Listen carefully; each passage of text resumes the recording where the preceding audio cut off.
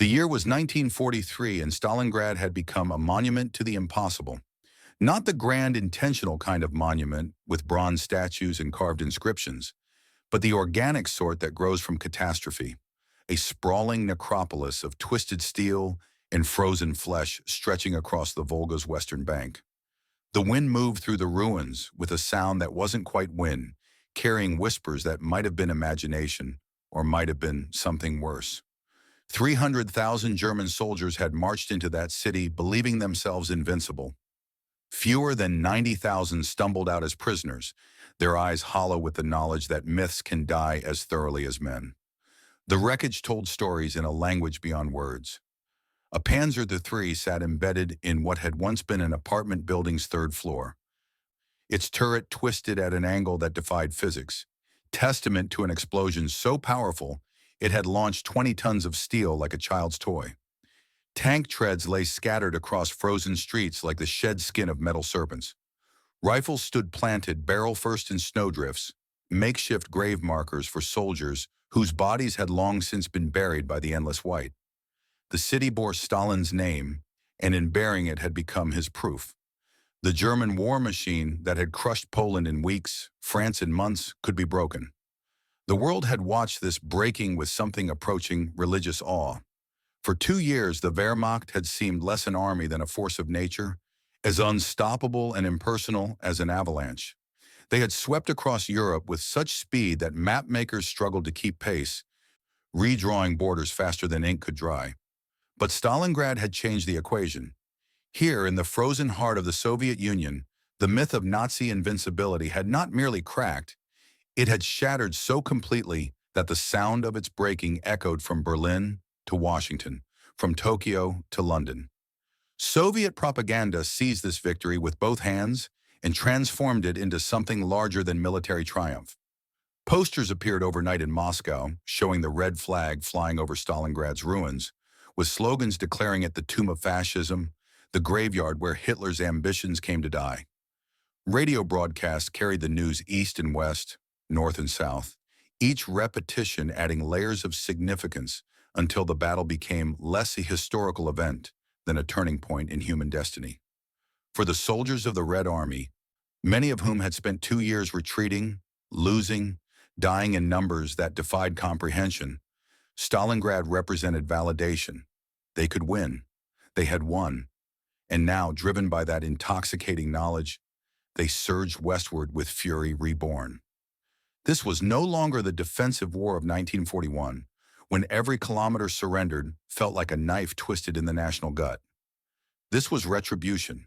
Soviet boots that had marched east in desperate retreat now marched west with the weight of vengeance in every step. Each village recaptured, each city liberated, each position retaken became a small payment on a debt written in blood across the Russian landscape. The soldiers spoke of it openly, in language raw with emotion. Revenge for mothers raped, for brothers hanged, for villages burned, for the collective trauma of 20 million lives disrupted by invasion. The war had become personal in ways that transcended politics or ideology.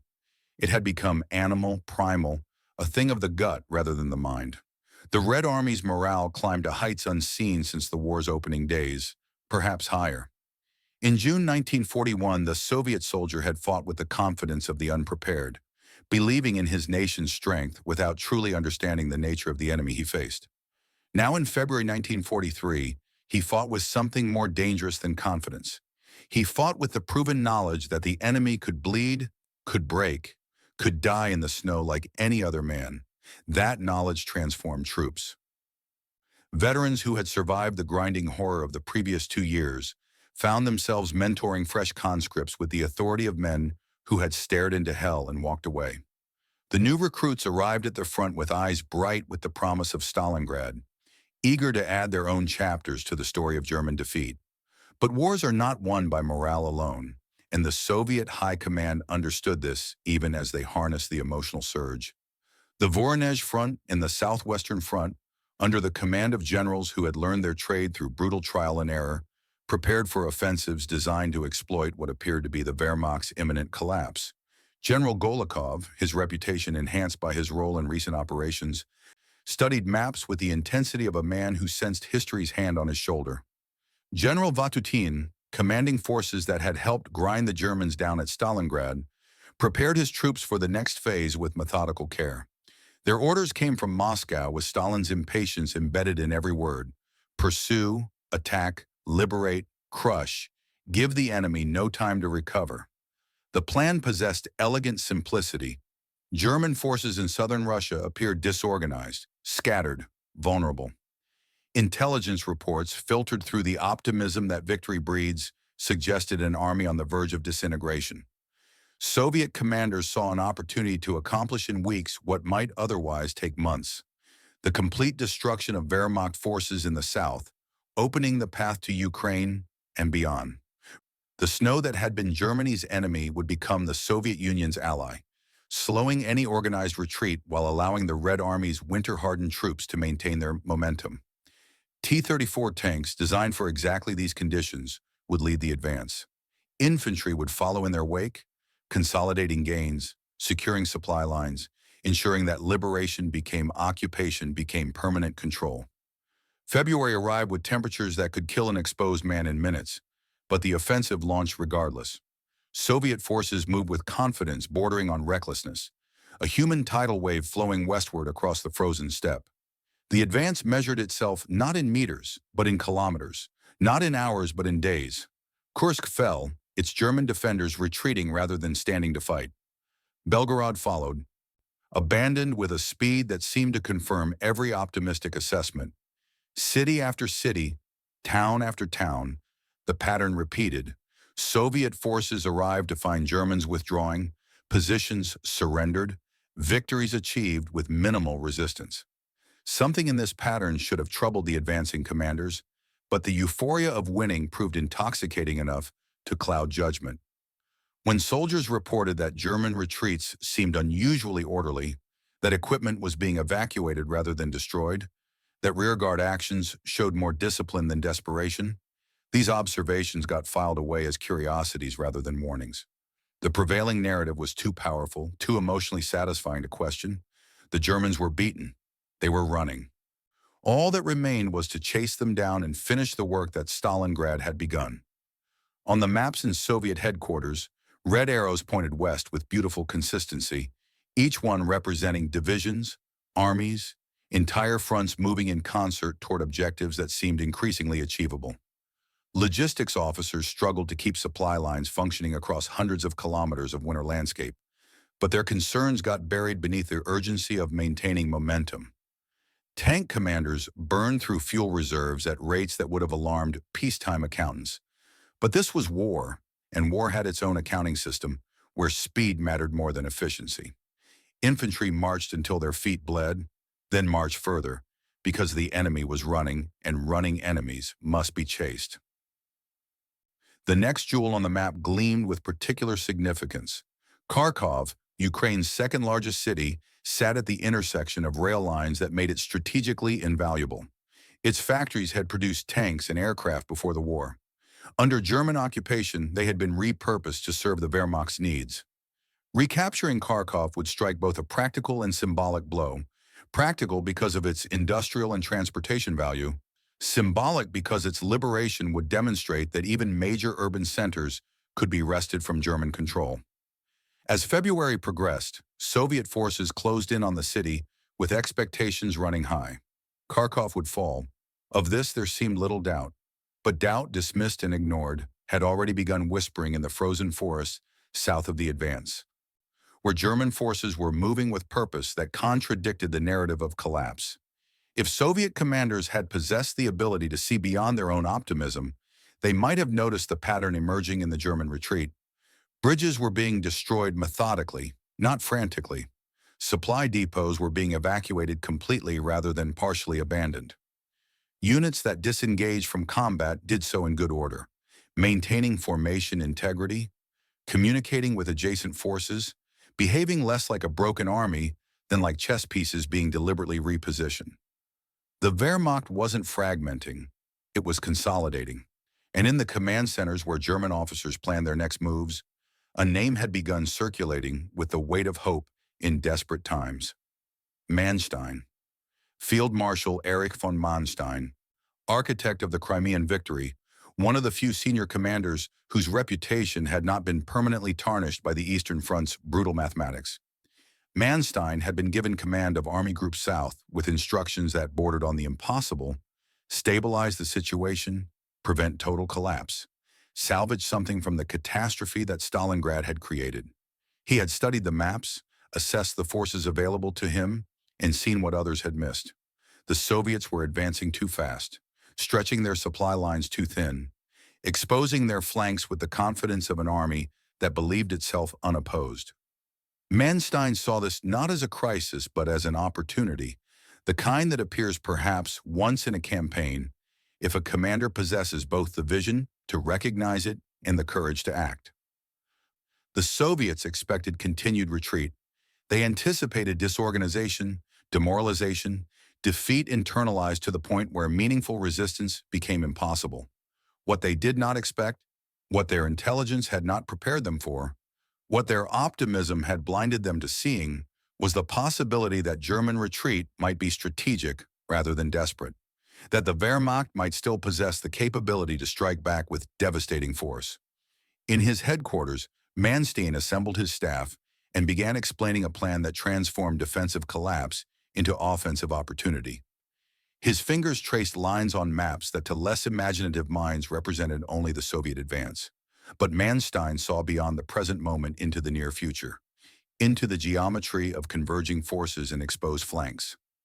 He saw the Red Army as a boxer who had landed a magnificent punch and now overextended himself reaching for another, leaving his body unprotected, vulnerable to a counter that might end the fight. The metaphor appealed to Manstein's systematic mind. War as physics, as mathematics, as problems with solutions waiting to be calculated by commanders with sufficient nerve. The plan required resources that seemed barely available. Panzer divisions that had been battered in previous fighting would need to be quickly refitted, re-equipped, repositioned. Elite SS units that had been scattered across the southern front would need to be concentrated, focused into a spearhead capable of punching through Soviet lines. Manstein needed speed, surprise, and troops with the discipline to execute complex maneuvers under conditions that would test even veteran units. He needed, above all, the courage to give ground deliberately, to retreat in ways that would draw the Soviets deeper into the trap he was constructing. Hitler, in Berlin, had spent the weeks since Stalingrad oscillating between rage and despair, issuing contradictory orders that reflected his psychological state more than military reality. Stand fast, never retreat, hold every position to the last man. These dictates, which had contributed significantly to the Stalingrad disaster, represented Hitler's fundamental misunderstanding of military operations, his belief that will alone could substitute for realistic assessment. Manstein, navigating the treacherous waters of Hitler's approval, presented his plan with a combination of confidence and deference that the Führer's unstable ego required. The key was framing retreat not as weakness, but as maneuver, not as loss of nerve, but as battlefield cunning. The forces began assembling in the frozen landscape south of the Soviet advance with a secrecy that required absolute discipline. SS Panzer Division, Leibstandarte Adolf Hitler, Das Reich, Totenkopf. These were not ordinary units, but formations with reputations that preceded them, combat records that mixed undeniable effectiveness with documented atrocity.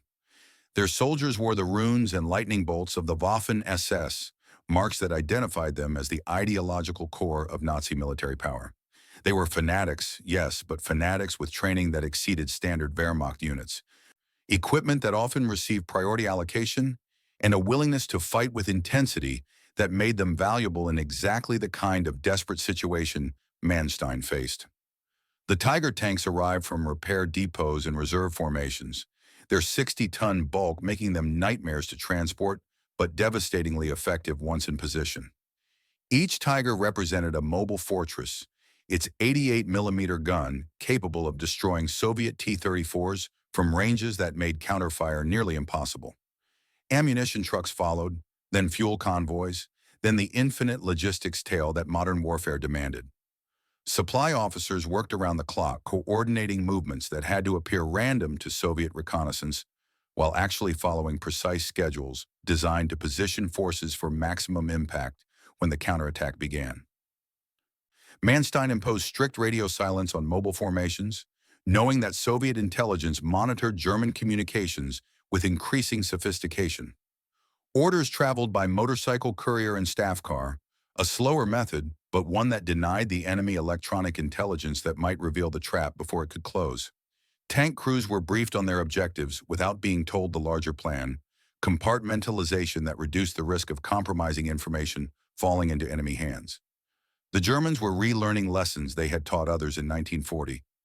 That surprise could multiply effectiveness, that the unexpected could shatter confidence, that armies fought with their minds as much as their weapons. The landscape itself became part of the plan. The frozen terrain that had so punished German forces during their advance now worked to their advantage during this calculated retreat. Snow covered the movement of armored formations. Winter reduced Soviet air reconnaissance to sporadic efforts. Cold sapped the effectiveness of pursuing forces while Germans used the respite to reorganize. Manstein studied weather reports with the attention most generals gave to enemy dispositions, timing his movements to coincide with conditions that would mask preparations, while not preventing operations once the counterattack launched. Soviet forces, unaware of the machinery being assembled in their rear, continued pushing west toward Kharkov with the momentum of an avalanche that believed itself unstoppable. The advance had acquired its own logic, its own internal justification that required no examination. Every victory confirmed the narrative. Every captured city proved the thesis. Every German withdrawal validated the assumption of enemy collapse. The Red Army had become a machine-consuming territory, transforming the color of maps from gray to red with satisfaction that bordered on intoxication. But intoxication, however pleasant, reduces awareness of danger, and the Soviet advance was becoming dangerously drunk on its own success. Supply lines that should have been shortened were instead lengthening with every kilometer gained. Artillery that should have remained close to forward elements instead lagged further behind, unable to keep pace with the rapid advance. Infantry that should have been protecting the flanks of armored spearheads instead got dispersed across the landscape, holding captured positions rather than concentrating for mutual support. The Red Army was achieving the kind of operational success that creates tactical vulnerability, spreading itself across the Ukrainian winter like butter scraped over too much bread. Kharkov itself sat on the horizon of Soviet ambitions like a prize waiting to be claimed. Intelligence reported that German defenders in the city were preparing to evacuate, that resistance would be minimal, that liberation would come with minimal cost. These reports fit so perfectly with expectations that nobody questioned their accuracy too closely. Soviet tank commanders planned their victory parades even as their vehicles rolled toward the city. Infantry officers rehearsed the speeches they would give to grateful civilians. Political officers prepared proclamations celebrating the liberation of yet another Soviet city from fascist occupation. On February 16, 1943, advance elements of the Red Army entered Kharkov's outskirts and found exactly what intelligence had predicted: minimal resistance, retreating Germans, positions being abandoned with haste that suggested panic. The tanks rolled into city streets decorated with the scars of previous fighting, their treads clattering on cobblestones as crews scanned buildings for threats that never materialize. Infantry followed, weapons ready but unused, moving through districts where fires still burned from German demolitions, but no defenders remained to contest the advance. By evening, the hammer and sickle flag flew over the city's administrative center, red fabric snapping in the winter wind as Soviet soldiers celebrated liberation. The satisfaction of this moment overwhelmed any instinct for caution. Kharkov had been retaken with such ease that it seemed to validate every optimistic assessment, to confirm that the Wehrmacht truly was falling apart, that the road to complete victory lay open and inviting. Officers sent jubilant reports back to their commanders, describing the city's capture, emphasizing the lack of resistance, noting with professional satisfaction how German forces had simply melted away rather than standing to fight. Moscow received these reports with Stalin's grim pleasure, another data point confirming that the initiative had permanently shifted to Soviet hands. But there were observers. Veteran soldiers whose survival instincts had been honed by 2 years of brutal fighting, who felt something wrong in the ease of Kharkov's capture. These men, their faces weathered by exposure and experience, looked at the abandoned German positions and saw order where there should have been chaos. They noted that equipment had been removed rather than destroyed, that demolitions had been selective rather than comprehensive, that the German retreat had possessed the character of a planned withdrawal rather than a rout. One sergeant, studying an abandoned defensive position, commented to his lieutenant that the Germans had left with unusual care. The lieutenant, young and eager and convinced of imminent victory, dismissed the concern with the confidence of someone who had never experienced reversal. In command posts throughout the Soviet advance, the same pattern repeated. Junior officers raised questions about flanks that seemed exposed, about supply lines stretching to breaking point, about the unusual orderliness of German retreats. Senior officers, caught up in the momentum of success and under pressure from Moscow to maintain the offensive's pace, brushed aside these concerns with varying degrees of patience. The Red Army had won at Stalingrad. It was winning now. Questions that might interrupt that winning were unwelcome, inconvenient, professionally risky for those who raised them too insistently. Golikov, at his headquarters, reviewed maps that showed Soviet forces deep into Ukraine, arrows pointing west toward objectives that seemed increasingly achievable. The capture of Kharkov represented a significant milestone, both strategically and symbolically. His forces had achieved in weeks what might have taken months in previous campaigns. If there were warning signs of overextension, they got lost in the forest of positive indicators, drowned out by the chorus of success. The general who raises alarms during victory risks appearing timid. The general who expresses confidence during advance gets validated by continued success.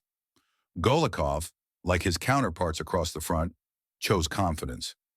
Meanwhile, in German headquarters far to the south, Manstein received reports of Kharkov's fall with satisfaction that would have alarmed Soviet observers had they understood its source. The city had served its purpose as bait, drawing Soviet forces deeper into the salient that would become their trap. Every kilometer the Red Army advanced westward was a kilometer further from secure supply lines, a kilometer more exposed to counterattack, a kilometer deeper into the jaws that were preparing to snap shut. Manstein's staff worked through the night refining timetables, coordinating movements, ensuring that when the blow fell, it would land with maximum force at the point of maximum Soviet vulnerability. The SS Panzer divisions completed their repositioning during the third week of February, moving into assembly areas south of the Soviet advance with discipline that minimized detection. Tank crews performed final maintenance checks, replacing worn track links, calibrating gun sights, ensuring that every vehicle would be mechanically reliable when the offensive began. Infantry battalions drilled on assault tactics, rehearsing the coordination between armor and foot soldiers that made blitzkrieg effective. Artillery units calculated firing solutions for targets that didn't yet know they were targets, preparing the coordinates that would guide shells onto Soviet columns when the moment arrived. February 18th arrived cold and clear, the kind of winter day where sound carried for kilometers and visibility stretched to the horizon. Soviet forces in Kharkov consolidated their hold on the city, establishing command posts in buildings that still smelled of German occupation, setting up supply depots and warehouses, where Wehrmacht quartermaster stamps still decorated inventory sheets. Soldiers explored their new conquest, discovering wine cellars and food stores that German forces had lacked time to evacuate completely. The mood was celebratory, relaxed, the tension of combat giving way to the relief of accomplished objectives. That evening, as darkness fell over the Ukrainian steppe, German tank engines began their startup procedures in staging areas concealed by terrain and darkness. The sound they made was deep and mechanical, a bass rumble that spoke of displacement and power, 60-ton machines stirring to life with purpose. Crews conducted pre-combat checks by flashlight, testing radios, verifying ammunition loads, running through checklists with the thoroughness that separated professional soldiers from enthusiastic amateurs. Officers briefed their subordinates on final details, emphasizing timing, coordination, the absolute necessity of maintaining formation integrity during the attack. In Kharkov, Soviet soldiers settled in for the night unaware that the Germans they believed to be in retreat were instead massing for counterattack. Guard posts were established with the routine of an army that had grown accustomed to occupation rather than combat. Supply convoys continued moving west, their drivers confident that the roads they traveled were secure, that the front had moved beyond them, that danger lay ahead rather than on the flanks. Intelligence officers compiled reports emphasizing continued German withdrawal, noting movements that seemed to confirm the pattern of collapse rather than recognizing them as the repositioning they actually represented. Manstein, in his command post, reviewed the final disposition of forces with his chief of staff, discussing details with the calm of a man whose plan had reached the point where further adjustment was impossible. The die had been cast, the pieces were in position, the trap was set. All that remained was to spring it with the timing and violence that would turn Soviet triumph into catastrophe. He retired for a few hours of sleep, the sleep of a commander who had done everything possible to prepare, and now could only wait for dawn to reveal whether calculation would be vindicated by reality. The Soviet soldiers sleeping in Kharkov that night, in requisitioned buildings and improvised barracks, in the city they had just liberated and believed secure, could not know that winter was about to show them a face they had not anticipated. They had seen winter as ally, the force that had ground down German invaders and enabled Soviet victory. They were about to learn that winter served no nation, acknowledged no loyalty, and that in war the elements cared nothing for the color of uniforms or the justice of causes. Winter was preparing to demonstrate a lesson written in blood across the centuries of warfare, that the army which believes itself victorious is most vulnerable to the unexpected, and that pride, however justified, becomes lethal when it blinds soldiers to approaching danger. The wind picked up after midnight, driving snow across the steppe in waves that reduced visibility to meters. German tank crews, hunched in their vehicles awaiting orders, felt the cold seeping through steel and clothing, numbing exposed skin, making each breath an effort. But they had been cold before, had learned to function despite physical discomfort, had developed the mental toughness that separated formations that could fight in winter from those that merely survived it. The SS troops, indoctrinated with ideology that treated hardship as test and suffering as validation, wore the cold like a badge of honor. They were ready. They had been ready. And now, as February 19th dawned gray and frozen over the Eastern Front, the moment they had prepared for arrived with the simplicity of a clock striking the hour. The order transmitted through command channels at 600 hours contained just one word, but that word carried the weight of months of planning, weeks of preparation, days of positioning: Angriff, attack. From assembly areas south of the Soviet advance, German armored columns surged forward with the coordinated violence of a predator's pounce. Tank tracks bit into frozen earth. Engines roared at full throttle. Gun barrels traversed toward targets identified in pre-dawn reconnaissance. The counteroffensive had begun, and with it, the transformation of Soviet victory into the opening act of catastrophe. The Red Army's advance into Ukraine, which had seemed like the triumphant march of liberation, was about to reveal itself as something else entirely. A journey into the jaws of a trap designed by one of history's most ruthless strategic minds, a trap that would turn snow red and make winter remember why men fear it. Word count, 4,982. Remaining for part 1, 100, or 900 words to reach 6,800 to 7,000 target, continuing immediately. The first Soviet units to encounter the German counterattack were reconnaissance elements positioned on the southern flank of the advance, small formations tasked with monitoring rear areas that command had deemed secure. These soldiers, cold and tired from weeks of continuous operations, occupied positions that had been hastily prepared, trenches scratched into frozen earth more as administrative requirement than genuine defensive measure. Nobody expected attack from the south. The Germans were retreating westward. Everyone knew this. Intelligence had confirmed it. And besides, the Soviet forces controlled the territory through which any counterattack would have to come. The appearance of German tanks on the horizon at 0630 hours therefore registered initially as confusion rather than alarm. The commander of a forward observation post, scanning the landscape with binoculars in the gray pre-dawn light, saw movement that his mind tried to categorize as friendly forces despite the evidence of his eyes.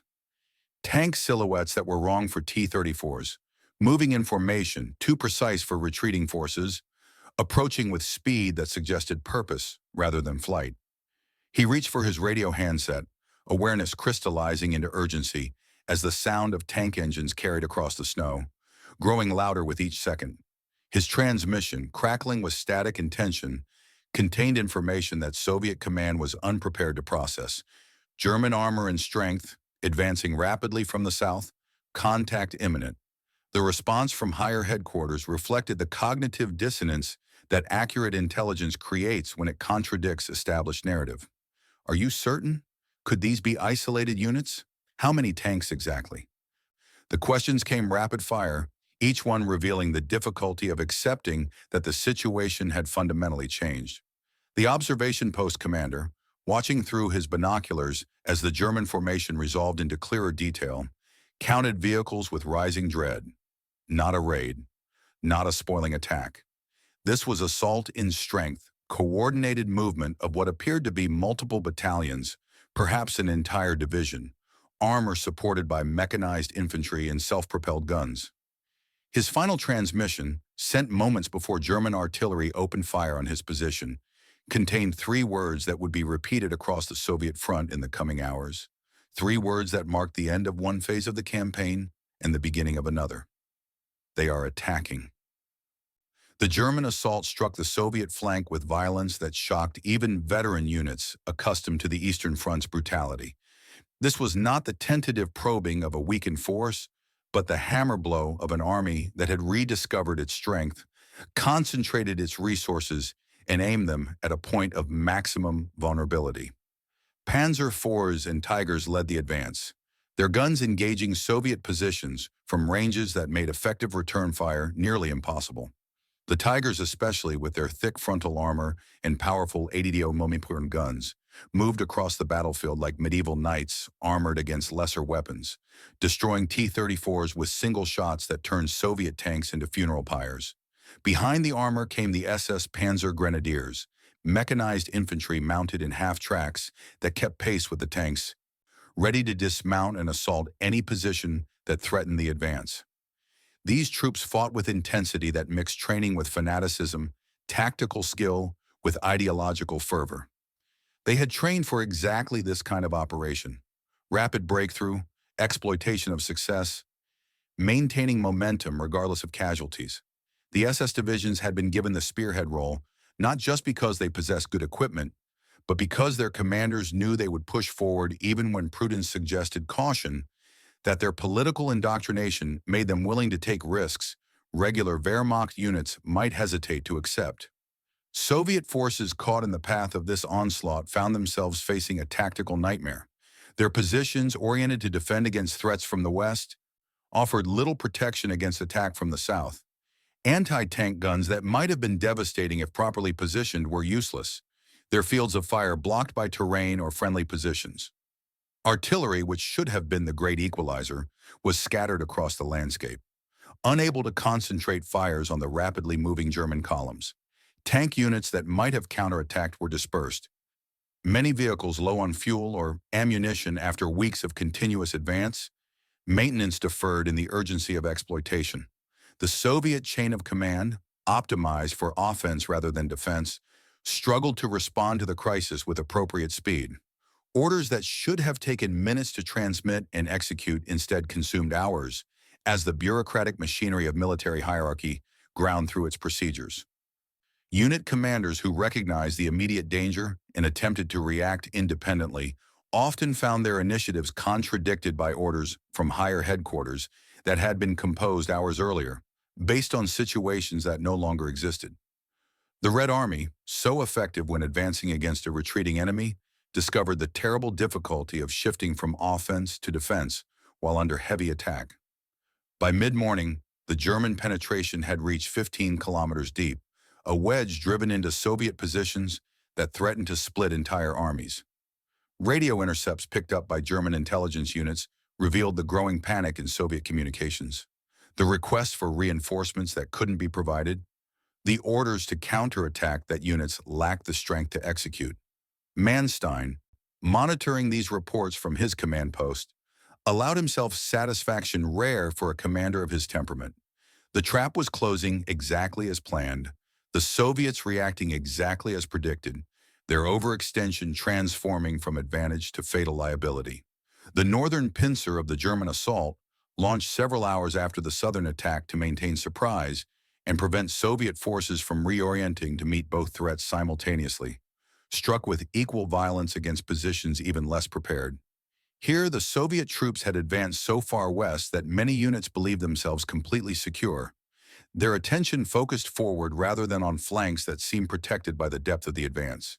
The appearance of German armor from the north therefore achieved complete tactical surprise, units being overrun before they could organize coherent defense.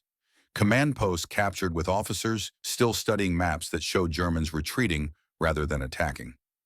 The two German pincers, driving toward each other through Soviet-held territory, began to envelop the forward elements of the Red Army advance in a classic Kesselschlacht, the cauldron battle that German doctrine had perfected during the war's earlier campaigns. Soviet units that had spent weeks pushing west now found themselves surrounded, cut off from supply lines, isolated from supporting forces. The advance that had seemed so promising, so filled with the momentum of victory, had become in a matter of hours a disaster of encirclement. The Soviet 40th Army's command post occupied a requisitioned schoolhouse 12 kilometers behind what had been, until 2 hours ago, a secure front line. General Golikov stood over a map table surrounded by officers whose faces reflected the cognitive dissonance of men trying to process information that contradicted everything they believed about the situation. Reports continued arriving, each one worse than the last, painting a picture that Golikov's mind resisted accepting, even as the evidence mounted beyond denial. German forces attacking in strength from the south. Additional formations striking from the north. Forward units requesting permission to withdraw. Rear echelon convoys reporting contact with enemy armor. The neat red arrows on his map, which yesterday had pointed confidently westward toward victory, now seemed to mock him with their obsolescence. His chief of staff, a colonel whose competence had been proven through 2 years of survival in positions where incompetence meant death, attempted to impose order on chaos through the familiar rituals of military procedure. Unit strength reports. Enemy force estimates. Assessment of available reserves. The colonel's voice remained steady, professional, but his hands betrayed him, fingers trembling slightly as they moved colored pins across the map in configurations that revealed the magnitude of disaster taking shape. The 3rd Tank Army, which had been the spearhead of the advance, was now cut off, surrounded, fighting for survival rather than pushing toward objectives. The 69th Army reported its southern flank collapsed, units streaming north in disorder that suggested rout rather than tactical withdrawal. Golikov's first instinct was to counterattack, to strike back with whatever forces remained uncommitted, to demonstrate that Soviet arms would not accept this reversal without fighting response. But even as he formulated orders, reality intruded with uncomfortable questions. Counterattack with what forces? The mobile reserves had been committed to exploitation, scattered across hundreds of kilometers of captured territory. The artillery that might have stopped the German advance was still moving forward from positions it had occupied days ago, its transport struggling through snow and ice that made rapid redeployment impossible. The infantry divisions that should have been protecting the flanks were instead holding captured cities, performing occupation duties rather than maintaining combat readiness. The radio operator monitoring tactical frequencies turned from his equipment with a face drained of color, holding a message transcribed in handwriting that shook despite obvious efforts at control. The 15th Tank Corps had ceased to exist as a functioning formation, its commander killed in his vehicle, survivors attempting to break out on foot after abandoning vehicles that had run out of fuel or ammunition. Golikov took the message, read it twice, then set it carefully on the map table, as though its physical weight might somehow be transferred to the paper, rather than pressing down on his chest. 15,000 men, 300 tanks, gone in 4 hours of fighting. The schoolhouse walls, covered with children's artwork that nobody had bothered to remove, created surreal juxtaposition with the unfolding catastrophe. Crayon drawings of farm animals and happy families looked down on officers trying to calculate casualty rates and plan defensive positions.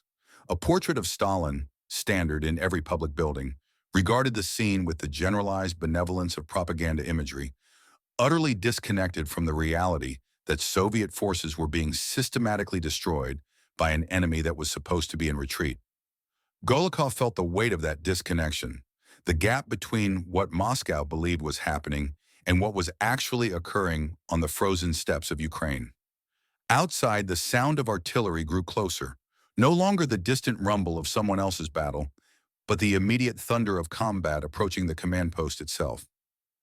German reconnaissance had located the schoolhouse, or perhaps simply knew that Soviet doctrine placed headquarters at predictable distances from front lines, and now their guns were ranging in with methodical precision that spoke to professional competence rather than lucky guesswork. Shells began impacting in the village surrounding the school, their detonations sending up geysers of frozen earth and building debris, each explosion a reminder that the front line was no longer a line, but a fluid nightmare where safety existed nowhere. The decision to relocate came not from careful consideration, but from the immediate necessity of survival. Officers gathered maps and documents with the haste of men who understood that minutes mattered, that staying too long transformed command posts into tombs. Radio equipment was already being loaded into trucks by technicians who worked with the efficiency of repeated practice, muscle memory taking over when conscious thought slowed to treacle under stress. Golikov took a final look at the map table, at the red arrows that had represented such confidence 24 hours earlier, and felt something fundamental shift in his understanding of the war. The enemy was not beaten. Perhaps the enemy had never been beaten. Perhaps Stalingrad had been anomaly rather than harbinger. The convoy pulled out of the village just as German artillery shifted from ranging fire to sustained bombardment, shells walking through the streets with demolition efficiency. The schoolhouse took a direct hit seconds after the last vehicle cleared the village perimeter, its roof collapsing inward in a cascade of timber and tile that buried the map table and its obsolete assessments under rubble. Golikov, watching through the rear window of his staff car as the building disintegrated, registered the symbolism with the detached portion of his mind that remained capable of observation, despite the crisis consuming the analytical part. The old plan was dead. The new reality had arrived with explosive announcement. The German advance continued with momentum that seemed unstoppable, each hour bringing new penetrations, fresh disasters, additional units cut off or destroyed. The SS Panzer divisions led the assault with intensity that mixed professional skill with ideological fervor, their commanders driving forward with aggressive initiative that exploited every Soviet mistake, every gap in the line, every moment of hesitation. These were not the cautious attacks of an army husbanding strength, but the confident thrusts of formations that sensed victory and pursued it with predatory focus. Tigers and Panzer IVs rolled across the landscape like medieval siege engines, their guns traversing to destroy targets that appeared and disappeared in the winter haze, each kill adding to a tally that would be measured not in dozens, but in hundreds. Soviet tank crews, those who survived the initial onslaught and managed to organize defensive positions, fought with the desperation of men who understood that defeat meant death or capture. Neither option acceptable. T-34s that had advanced so confidently days earlier now hunkered in hull-down positions, trying to use terrain and concealment to offset the German advantages in gunnery and armor protection. Some succeeded, scoring kills against enemy vehicles that had grown overconfident, reminding the Wehrmacht that Soviet forces could still bite even when on the defensive. But these were temporary victories in a losing battle, individual successes that did nothing to alter the strategic catastrophe unfolding across the front. The Luftwaffe, which had been conspicuously absent from the skies during the Soviet advance, now reappeared with strength that shocked troops who had grown accustomed to operating without aerial opposition. Stuka dive bombers materialized from the gray overcast like shrieking predators, their distinctive sirens announcing death from above as they rolled into attack runs against Soviet columns. The sound alone was weapon enough to break morale, that rising scream as the aircraft plunged toward targets, knowing that somewhere in that dive a bomb was being released, that impact was seconds away, that survival was matter of luck rather than skill. The attacks concentrated on supply routes, the long, vulnerable lines of trucks and horse-drawn wagons that connected forward units to rear area depots. Each destroyed convoy represented not just immediate loss of material, but degradation of capability: fewer shells for guns, less fuel for tanks, reduced rations for infantry. Luftwaffe pilots, flying mission after mission in weather that grounded less determined airmen, turned the roads into graveyards where burned-out vehicles marked the death throes of Soviet logistics. Drivers who survived initial attacks abandoned their trucks and fled on foot, preferring the risk of freezing to the certainty of burning. The psychological impact of renewed German air superiority multiplied the physical damage. Soviet soldiers, looking skyward whenever they heard engine noise, felt the vulnerability of armies without air cover, the nakedness of being exposed to an enemy who could strike from a dimension they couldn't defend against. Infantry that moved by day took casualties from strafing runs that turned snow red. Artillery batteries trying to establish firing positions found themselves attacked before they could unlimber guns. Command posts were bombed, communication centers destroyed. The entire nervous system of military operations disrupted by attacks that seemed to come without warning and leave without pursuit. By the evening of February 19th, the German penetration had achieved depth that transformed tactical success into operational breakthrough. The pincers, driving toward convergence, had carved through Soviet defenses like heated wire through wax, separating forward units from rear echelons, cutting communication lines, creating chaos that prevented organized response. Soviet formations that should have been coordinating defensive actions instead operated in isolation, unaware of what was happening to adjacent units, unable to request support from artillery that had been overrun or commanders who had been killed. The encirclement forming around the 3rd Tank Army represented textbook execution of mobile warfare doctrine, the kind of operation that would be studied in military academies for decades as example of how to destroy enemy forces through maneuver rather than attrition. German units advancing from south and north linked up during the night, their meeting closing the cauldron around Soviet forces that numbered in the tens of thousands. Within this pocket, Soviet commanders faced impossible choices: attempt breakout and risk destruction in open terrain, establish defensive perimeter and hope for relief that might never come, continue fighting and accept gradual annihilation. None of the options offered hope of victory, only varying degrees of catastrophe. The SS Totenkopf Division, operating on the northern shoulder of the encirclement, earned reputation for brutality that exceeded even the Eastern Front's savage norms. Their advance left behind evidence of summary executions: Soviet prisoners shot rather than processed, wounded soldiers killed rather than evacuated.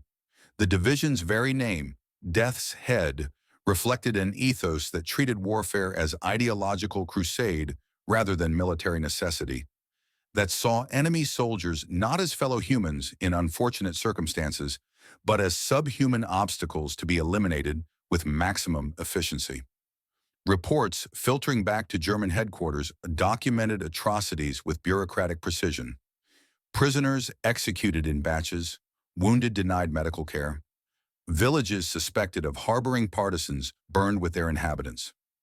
These reports generated no rebuke from higher command, no orders to moderate behavior, only tacit approval through studied silence. The SS divisions were achieving their objectives, destroying Soviet forces with impressive speed, and in the calculus of total war, methods mattered less than results. Besides, the Eastern Front had long since abandoned any pretense of civilized warfare. This was existential struggle between incompatible ideologies, and in such struggles, Geneva Conventions became quaint artifacts of a more innocent age. Soviet soldiers captured by Totenkopf faced grim odds of survival. The division maintained minimal prisoner handling facilities, preferring to eliminate captives rather than divert resources to their care. Those prisoners who were retained found themselves in conditions that killed through deliberate neglect rather than immediate execution. Exposure, starvation, untreated wounds taking their toll over hours or days rather than seconds. The few survivors who eventually made it to regular Wehrmacht prison camps carried stories that would become part of the division's dark legend, accounts of cruelty that mixed sadism with systematic application of Nazi racial ideology. The brutality was not entirely one-sided. Soviet forces, when they managed to capture German soldiers, sometimes responded with their own atrocities, revenge for occupied territories and murdered civilians, payback for the brutalization that Wehrmacht and SS forces had inflicted on Soviet populations. Bodies were found mutilated, prisoners killed after surrendering, wounded finished off in their positions. The Eastern Front had become theater where the rules that theoretically govern warfare had been suspended by mutual unspoken agreement, where both sides committed acts they would later deny or justify, where the distinction between soldier and war criminal blurred beyond recognition. But the Germans held the immediate advantage in this exchange of horrors because they controlled the battlefield, because their forces were advancing rather than retreating, because victors write immediate reports while the defeated focus on survival. The tally of Soviet prisoners grew with each passing hour, hundreds, then thousands, then tens of thousands. Men who had begun the month as conquerors and now huddled in improvised detention areas, wondering if they would survive to see home again.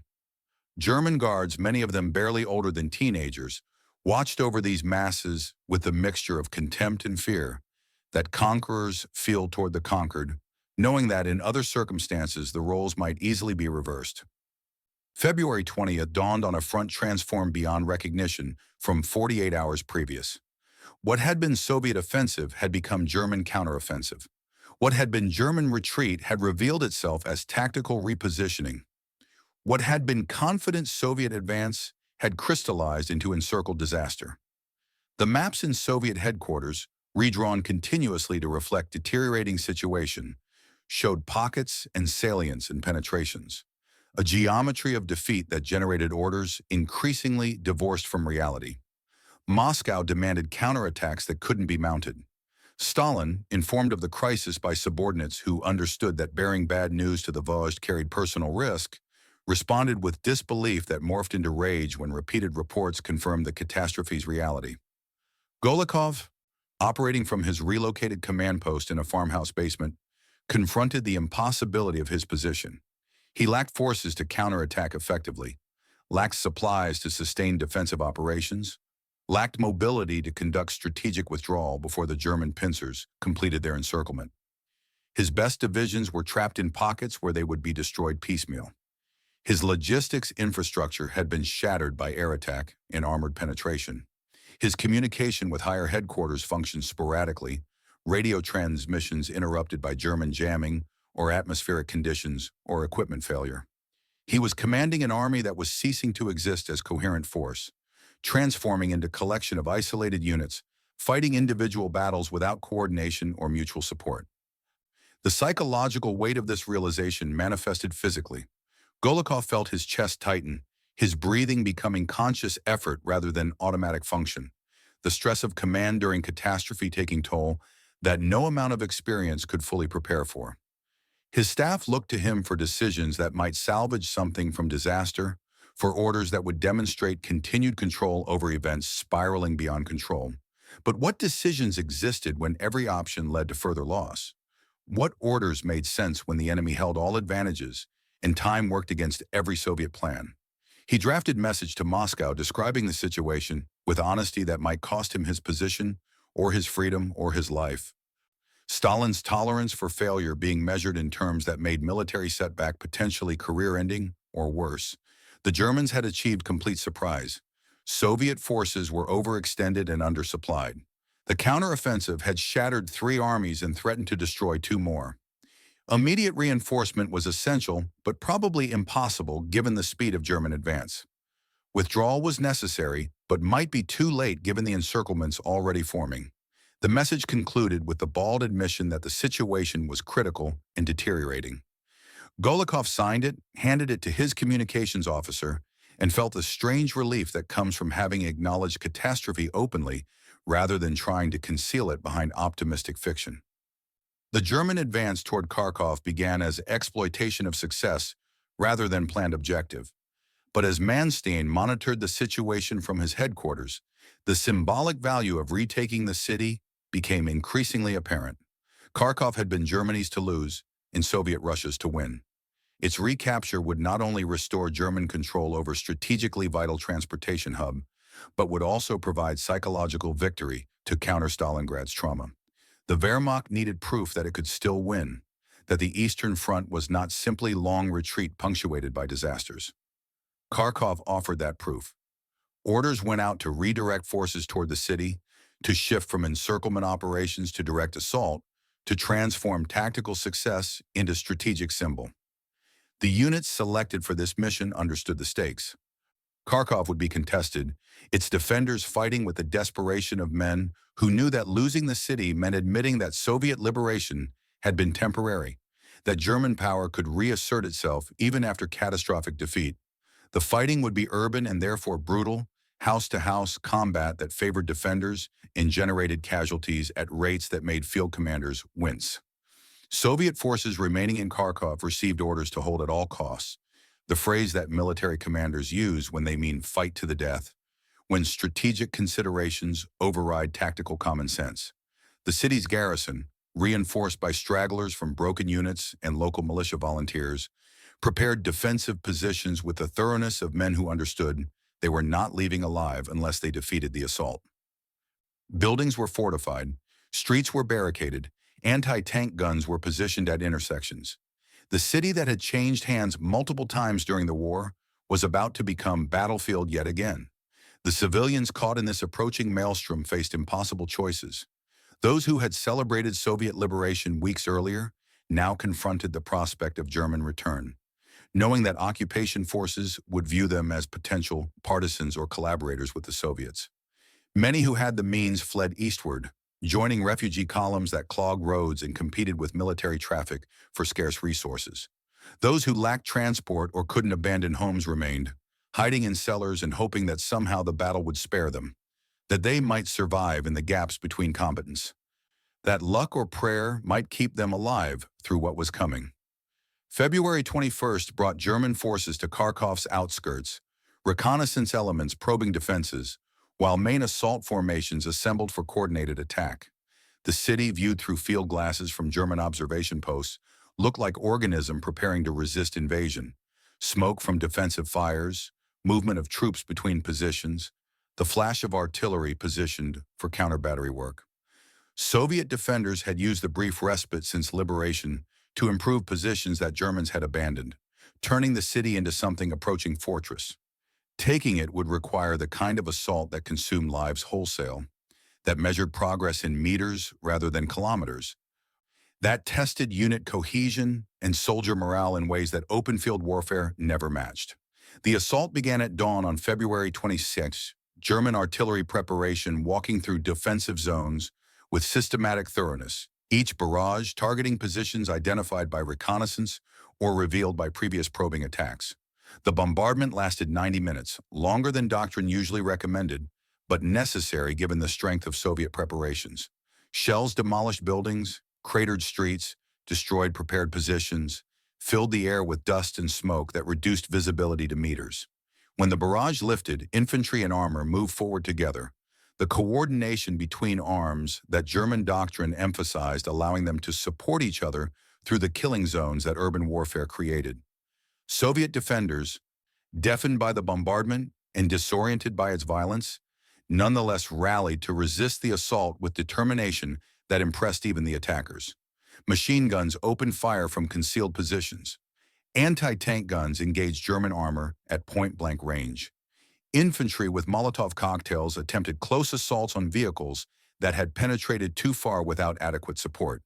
The fighting immediately took on the character that urban combat always possessed: intimate, vicious, no front lines, every room potentially containing enemies, every corner a potential ambush.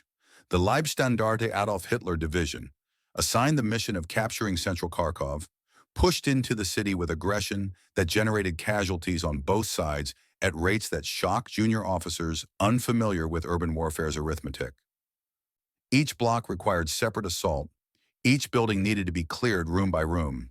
Defenders who survived initial attacks retreated to upper floors or cellars and continued fighting, forcing attackers to secure every space before moving forward. Progress measured itself not in the kilometers that characterized mobile warfare, but in dozens of meters gained through hours of sustained combat. German tactical doctrine emphasized combined arms integration even in urban terrain, using tanks to destroy strong points that infantry couldn't reduce with organic weapons, while infantry cleared spaces that tanks couldn't enter. The system worked when coordination held, when communication functioned, when units maintained contact with adjacent formations. But urban warfare disrupted coordination, severed communications, isolated units from their neighbors. Firefights erupted in streets where neither side had clear picture of overall situation, where battle devolved into collection of small unit actions that higher command could monitor but not effectively control. Soviet defenders used the city's architecture to their advantage, channeling German attacks into killing zones, using ruins and rubble to create obstacles that forced armor into predictable routes where anti-tank weapons waited. When positions became untenable, they withdrew to secondary defensive lines that had been prepared in advance, trading space for time, forcing Germans to repeat assault process for each defended zone. This defense in depth, executed despite the chaos and communication breakdown, demonstrated that Soviet forces could still fight effectively when properly led and adequately supplied, that German tactical superiority was real but not insurmountable. The civilian population, trapped in the combat zone, experienced warfare in its most immediate and horrific form. Artillery shells that missed military targets killed families in their homes. Stray bullets penetrated walls and took lives randomly. Buildings collapsed on people sheltering in basements. Those who attempted to flee across the battle lines were shot by both sides, either mistaken for infiltrators or killed because distinguishing civilian from combatant in urban combat was nearly impossible. Bodies accumulated in streets, on stairways, in rooms, evidence of war's indiscriminate harvest when civilians and soldiers occupied the same space. The fighting continued through February 23rd without decisive resolution, Germans making incremental progress while Soviets contested every gain, neither side able to achieve breakthrough that would collapse the other's defense. Casualties mounted on both sides.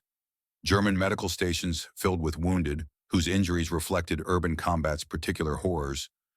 Soviet aid posts struggled with casualties they lacked supplies to treat. The city itself suffered damage that would take years to repair. Historic buildings reduced to rubble, infrastructure destroyed, the accumulated evidence of civilization scraped away by military necessity. Manstein, monitoring reports from Kharkov, weighed the tactical cost against strategic gain. The city was being taken but at expense that raised questions about sustainability. His forces had achieved remarkable success in the initial counteroffensive, shattering Soviet armies and recapturing territory. But armies that advance continuously eventually exhaust themselves, even victorious armies, especially in conditions that tested endurance and wore down equipment. The question was whether to continue the offensive until stopped by enemy resistance or logistical constraints, or to halt while still strong and consolidate gains. It was the eternal tension in military operations, balancing exploitation against overextension, knowing that the line between bold and reckless could only be identified in retrospect. For now, the decision was to continue. Kharkov would be taken. Soviet forces would be pursued until pursuit became counterproductive. The Wehrmacht had demonstrated that Stalingrad had not broken its back, that German arms could still achieve decisive victory, that the Eastern Front was not decided. Whether this victory represented last gasp of dying war machine or genuine restoration of German fortunes would be determined by events yet to unfold. But in the moment, in the smoke and fire and death of Kharkov's streets, the answer seemed clear. Germany could still win battles. Whether it could win the war remained open question, but battles were what soldiers fought, and this battle, bloody as it was, belonged to the Wehrmacht. The Soviet 40th Army's remnants, those units that had escaped initial encirclement and maintained some organizational coherence, faced the grim mathematics of continued resistance versus withdrawal. Every hour spent fighting in Kharkov was an hour that allowed more of their comrades in the encircled pockets to be destroyed. Every soldier killed defending the city was soldier unavailable for the reorganization that would be necessary once the immediate crisis passed. Yet orders from Moscow emphasized holding Kharkov at all costs, the political leadership apparently believing that symbolic significance justified tactical sacrifice. Division commanders, meeting in cellars while the battle raged overhead, discussed options and voices kept low, not from fear of German listening devices, but from awareness that what they contemplated bordered on insubordination. The situation was impossible. Supplies were nearly exhausted. Casualties had reduced some battalions to company strength. German forces were not just at the gates but inside the city, expanding their foothold with methodical violence. Continuing to fight meant certain destruction. Withdrawing meant court-martial or worse. The choice between death in battle and death by firing squad felt like no choice at all. One colonel, his uniform still bearing the dust of a building collapse that had nearly killed him hours earlier, articulated what others were thinking but hesitant to say aloud. We can die here for nothing, or we can withdraw and perhaps fight again somewhere the terrain favors defense. The others looked at him with expressions that mixed agreement with fear, knowing that speaking such thoughts represented the first step toward making them real, toward committing to action that could not be undone. The decision, when it came, emerged from collective acknowledgement rather than formal vote. They would withdraw. Orders would be issued claiming authorization from higher command, trusting that chaos would prevent immediate verification, gambling that survival would prove more valuable than rigid adherence to orders that made no military sense. Messengers went out to subordinate units with instructions to begin disengagement after dark, to move east under cover of darkness, to abandon the city that had been liberated and defended, and now must be surrendered to preserve forces for fights yet to come. February 24th brought confusion to Kharkov as Soviet forces implemented their unauthorized withdrawal, while German forces intensified assault, unaware that defenders were already slipping away. Combat continued in sectors where Soviet units maintained positions to cover the retreat, rearguard actions that bought time measured in hours and paid for in lives. German commanders, sensing weakening resistance, pressed attacks with renewed vigor, believing they were breaking the defense through sustained pressure rather than pushing on door that was already opening. By dawn on February 25th, the truth became apparent. Large sections of the city stood empty of defenders, positions abandoned, weapons too heavy to carry left behind, evidence of hasty departure scattered across defensive zones. German infantry, advancing cautiously into areas that should have been contested, found themselves moving through ghost town. The eerie silence of spaces recently occupied, but now emptied of human presence. The withdrawal had been executed with competence that surprised German intelligence officers analyzing the operation later. Despite communication difficulties and organizational chaos, Soviet forces had managed disengagement that saved thousands of soldiers from encirclement. Manstein received the news with mixed feelings. The city was falling into German hands more easily than expected, which was tactically beneficial. But the escape of significant Soviet forces meant they would reconstitute elsewhere, would require defeating again in future operations, represented unfinished business that prolonged the campaign. The ideal outcome would have been complete encirclement and destruction, achieving level of damage that prevented reconstitution. Instead, the victory at Kharkov would be real but incomplete, significant but not decisive. The German flag was raised over Kharkov City Hall on March 14, 1943, the culmination of offensive that had begun 3 weeks earlier with counterattack that shattered Soviet advance. The ceremony was brief, no triumphalism beyond what military necessity required. Senior officers aware that victory had come at costs that made celebration seem inappropriate. The city itself lay in ruins, damage from previous battles compounded by the recent fighting. Thousands of soldiers, German and Soviet, lay dead in streets and buildings and improvised graves.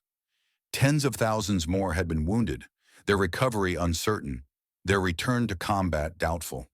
The civilians who emerged from shelters after the fighting ended faced city transformed into landscape of destruction.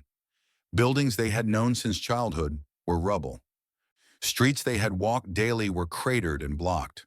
Services that made urban life possible, water, electricity, heat, were disrupted or destroyed. The occupation that followed would be different from the liberation that had preceded it. German authorities suspicious of population that had welcomed Soviet forces, ready to punish collaboration, real or imagined, prepared to extract resources that city could ill afford to provide. For the soldiers who had fought the battle, German and Soviet alike, Kharkov became memory that would stay with them however long they survived the war. The Germans would remember it as proof that Wehrmacht could still win, could still execute complex operations successfully, could still impose its will on enemy forces. The Soviets would remember it as lesson in hubris, as demonstration that confidence unsupported by logistical reality led to disaster, as reminder that enemy must never be underestimated regardless of recent victories. The broader implications of Manstein's counteroffensive extended beyond Kharkov to reshape understanding of the Eastern Front's trajectory. After Stalingrad, many observers had concluded that Germany's defeat was inevitable, that the resource advantages enjoyed by Soviet Union, combined with Wehrmacht's degraded combat power, made continued German resistance futile. Kharkov challenged that narrative, demonstrating that tactical excellence could still achieve significant victories even when strategic outlook remained grim. The war would continue, perhaps for years, because both sides retained capability to hurt each other badly enough that negotiated settlement seemed preferable to continued fighting. The human cost of this continuation would be measured in millions of additional casualties, in cities destroyed and populations displaced, in the accumulated trauma of total war prosecuted without mercy or limitation. The soldiers fighting in Kharkov's ruins during those February and March days could not know the full scale of what was coming, could not envision the battles yet to be fought, could not anticipate that the war would consume another 2 years and generate suffering that would make current horrors seem almost modest by comparison. They knew only their immediate circumstances: the cold, the hunger, the exhaustion, the fear, the brief moments of camaraderie between people facing shared danger. For Golikov, the aftermath of the disaster meant relief from command, the fate of Soviet generals who failed regardless of circumstances. He was recalled to Moscow to face inquiry into how 3 armies had been shattered, how offensive had transformed into rout, how victory had become defeat. The fact that he had been following orders, advancing as directed, pursuing objectives set by higher authority, mattered less than the outcome. Someone had to bear responsibility for catastrophe, and in Soviet system, that someone was rarely the person who had issued the orders, rather than the person who had failed to execute them successfully. Manstein's reputation, already significant, was enhanced by the counteroffensive's success. He had demonstrated that German military leadership still possessed capacity for operational brilliance, that Wehrmacht remained a dangerous opponent capable of achieving decisive results when properly led and adequately resourced. Hitler, desperate for positive news after Stalingrad's disaster, seized on Kharkov as validation that his decision to continue fighting in East was justified, that eventual victory remained possible if only generals showed sufficient will and determination.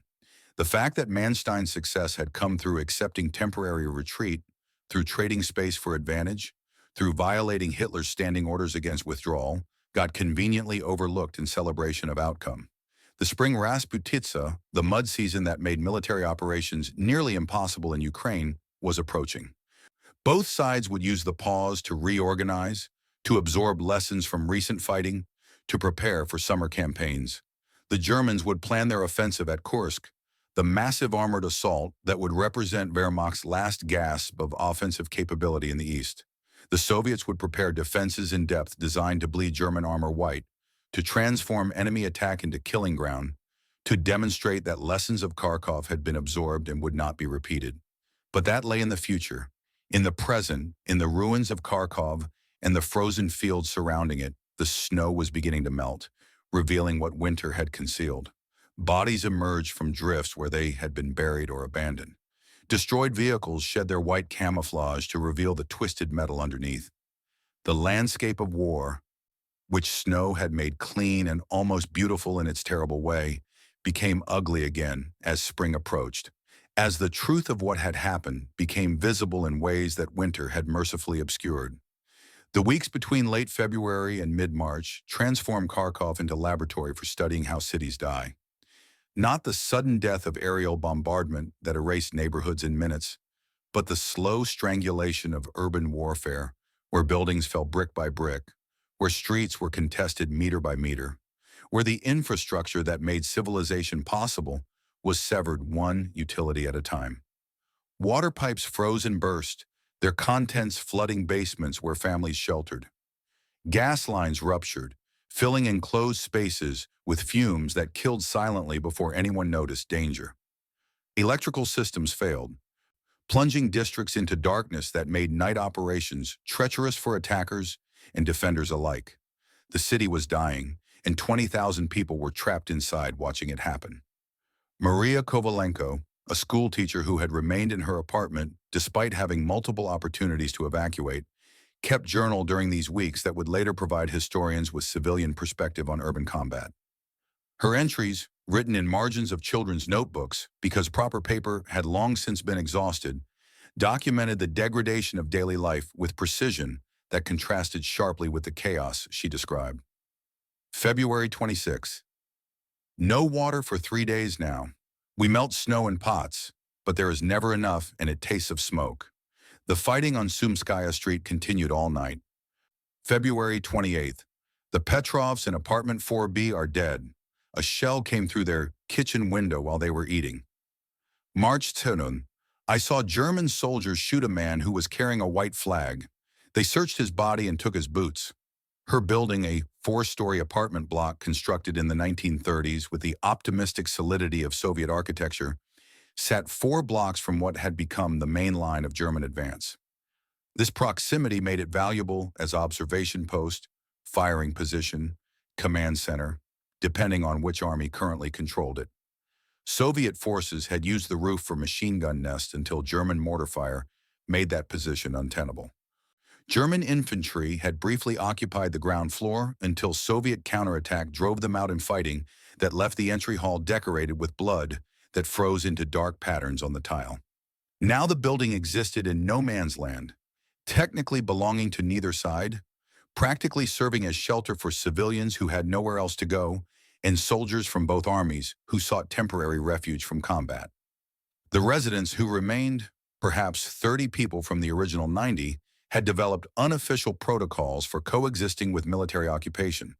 When Soviet soldiers appeared, they offered what little food remained and asked for nothing in return, understanding that appearing too welcoming to either side created suspicion from the other. When Germans came through, they maintained neutral expressions and responded to questions with minimal information, aware that enthusiasm or hostility could be equally dangerous. The soldiers, for their part, generally treated the civilians with indifference rather than active malice, too exhausted by continuous combat to waste energy on people who posed no immediate threat. But rules that worked most of the time failed catastrophically on occasion. March 4th brought squad of SS troops searching the building for suspected Soviet infiltrators, their methodology involving kicking in every door and treating occupants as hostile until proven otherwise.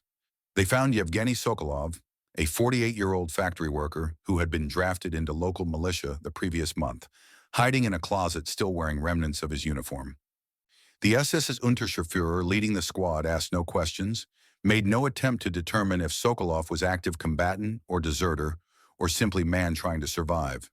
The burst of submachine gun fire that killed him also wounded his wife, who died 3 hours later because the building lacked medical supplies and German soldiers refused to allow anyone to leave seeking help. Maria documented this in her journal with handwriting that shook visibly on the page. They murdered him. There is no other word. He was not fighting. He was hiding. And they shot him like an animal, and her too. And then they left the bodies in the apartment and told us not to touch them. We can hear them in there, or we imagine we can. The smell's certainly real enough. March has brought no spring, only more death. The pattern repeated across Kharkov in variations that differed in detail but shared essential horror. Civilians accused of signaling Soviet positions were executed without trial. Families suspected of hiding Red Army soldiers were killed collectively. Buildings where resistance had occurred were cleared by methods that made no distinction between combatants and non-combatants. Grenades tossed into rooms without checking occupancy. Flamethrowers used in enclosed spaces that killed everyone inside. The SS divisions operated with impunity derived from ideological conviction that Eastern populations were racially inferior and therefore expendable. That collateral damage was acceptable price for military efficiency. that anyone who died was probably guilty of something, even if specific crime couldn't be identified. Soviet forces, when they controlled territory, demonstrated their own capacity for brutality, though generally directed it more selectively. Suspected collaborators faced summary justice that involved minimal investigation and maximum publicity, bodies left hanging from lampposts with signs identifying their alleged crimes. Anyone who had cooperated with German occupation, whether voluntarily through ideological sympathy or involuntarily through coercion, faced retribution that recognized no gradations between active collaboration and passive compliance. The population learned to dread liberation almost as much as occupation, knowing that either could bring death depending on what authorities believed they had done during the other side's control. The combat itself ground through March with mechanical inevitability, neither side able to achieve breakthrough that would collapse the other's defense, both continuing to feed men and material into urban meat grinder that consumed them without producing decisive result. German advantages in training and equipment mattered less in an environment where visibility was measured in meters, and engagements occurred at ranges where riflemen could be as effective as tank. Soviet defenders used their knowledge of urban terrain to create killing zones that channeled German advances into predictable routes, then devastated those routes with pre-positioned weapons and improvised obstacles that turned streets into graves. The Leibstandarte Adolf Hitler Division lost 3 battalion commanders in 5 days of urban combat, officers killed by snipers or caught in ambushes, or simply unlucky enough to be in buildings that collapsed under artillery fire. Their replacements, promoted from company command with inadequate preparation, learned on the job or died trying. Casualty rates among junior officers and NCOs reached levels that threatened unit cohesion, the experienced leadership being stripped away faster than replacements could be trained, institutional knowledge bleeding out with every killed sergeant or wounded lieutenant. Soviet forces suffered equivalent or worse losses, but could afford them less. The Red Army's advantage had always been manpower, the ability to replace casualties from seemingly inexhaustible reserves. But reserves meant nothing to soldiers trapped in Kharkov, cut off from reinforcement, watching their formations shrink with each passing day. A Soviet rifle company that had entered the city with 120 men might be down to 40 by mid-March, its survivors amalgamated with other depleted units to form composite formations that lacked organic cohesion and fought with the desperation of men who knew replacement was impossible. The civilians trapped in this grinding horror existed in state of suspended animation between life and death, their survival dependent on factors beyond their control or comprehension. Artillery shells obeyed ballistic trajectories that cared nothing for innocence. Bullets traveled paths determined by physics rather than justice. Buildings collapsed according to structural mechanics that made no distinction between the guilty and the merely unlucky. Each morning that residents of Kharkov woke alive was minor miracle. Each evening, they survived another data point in odds that grew progressively worse. Food became memory rather than reality. The stored supplies and emergency reserves long since consumed, leaving population to subsist on whatever could be scavenged from ruined buildings or bartered from soldiers. A can of meat became treasure worth risking death to obtain. A loaf of bread could purchase safety for a night or betrayal for an hour, depending on who was hungry and what they were willing to do. Children cried from hunger that parents couldn't relieve, their wailing a soundtrack to urban warfare that matched the percussion of artillery and the staccato of small arms fire. The breaking point, when it came, arrived not from single dramatic event, but from accumulated weight of impossibility. By March 10th, Soviet commanders still holding positions in Kharkov understood that further resistance served no military purpose. Their forces were combat ineffective, supplies exhausted, casualties irreplaceable. German control of the city was inevitable. The only questions were timing and cost. Holding 3 more days might allow encircled forces elsewhere to attempt breakout. It might also result in complete destruction of the Kharkov garrison. The mathematics were brutal and simple. Colonel Dmitry Belov, commanding a composite regiment formed from survivors of 3 different divisions, made the calculation in his command post located in a theater basement. His forces numbered perhaps 800 effectives out of original strength that had exceeded 4,000. His ammunition reserves would support perhaps 6 more hours of sustained combat. His casualty clearing station had run out of morphine, bandages, disinfectant, everything except volunteers willing to comfort dying men with presents and lies about survival. Continuing to fight meant dying in place. Withdrawing meant court-martial if he survived to face it. The choice felt less like decision than acknowledgement of reality already determined by circumstances. He drafted orders for withdrawal to begin after nightfall, each word feeling like betrayal of soldiers who had died holding positions he was now ordering abandoned. The military language, retrograde movement, tactical adjustment, force preservation, disguised the essential truth that he was ordering retreat without authorization, gambling that chaos would prevent immediate discovery and eventual victory would provide retroactive justification. His hands shook slightly as he signed the order, not from fear exactly, but from awareness that he was crossing line between following commands and making independent judgment that contradicted superior orders. The withdrawal began at 2300 hours on March 11th, units disengaging under cover of darkness and remaining artillery fire that was concentrated to suggest continued defensive operations rather than preparation for evacuation. Soldiers moved through streets they had fought to control, abandoning positions they had bled to hold, carrying wounded who couldn't walk and leaving dead who couldn't be moved. The procession had quality of funeral march, men departing place where comrades had fallen, knowing they were surrendering ground those comrades had died defending. German forces, initially confused by patterns of fire that suggested continued resistance in sectors that were actually being evacuated, took hours to recognize what was happening. By the time assault elements probed forward and discovered abandoned positions, Soviet rear guards had established new defensive lines further east, buying time for main body to increase distance from pursuing enemy. The withdrawal achieved what military professionals call successful disengagement. Forces extracted from combat with tactical integrity maintained, avoiding rout or destruction in detail. But success measured against worst possible outcome still felt like defeat, still carried taste of failure regardless of professional competence demonstrated in execution. The civilians left behind faced uncertain fate that depended on which German units occupied their neighborhoods and what mood those units were in when they arrived. Some districts saw a relatively benign occupation, Wehrmacht soldiers who treated remaining population with indifference rather than hostility, who requisitioned supplies through formal procedures rather than simple theft, who maintained discipline that prevented atrocities.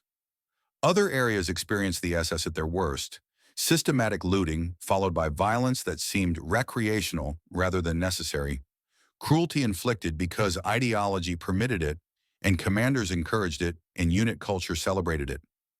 Maria Kovalenko survived by hiding in her building's coal cellar for 3 days, emerging only after German occupation had stabilized sufficiently that random violence became less likely. She found her city transformed into landscapes she barely recognized. Familiar streets were impassable with rubble.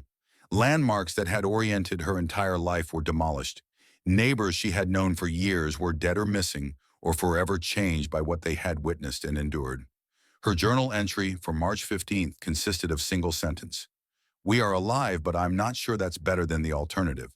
Private Anton Weiss, a Wehrmacht infantryman who had fought through every day of the Kharkov operation, would later write in letters home, intercepted and filed by military censors, about what victory felt like from a foxhole perspective.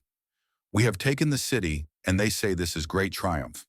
But I have seen enough dead friends to know that triumph is word used by generals who were not here when Schmidt caught shrapnel in his throat, or when the basement on Pushkin Street collapsed on 3rd Platoon.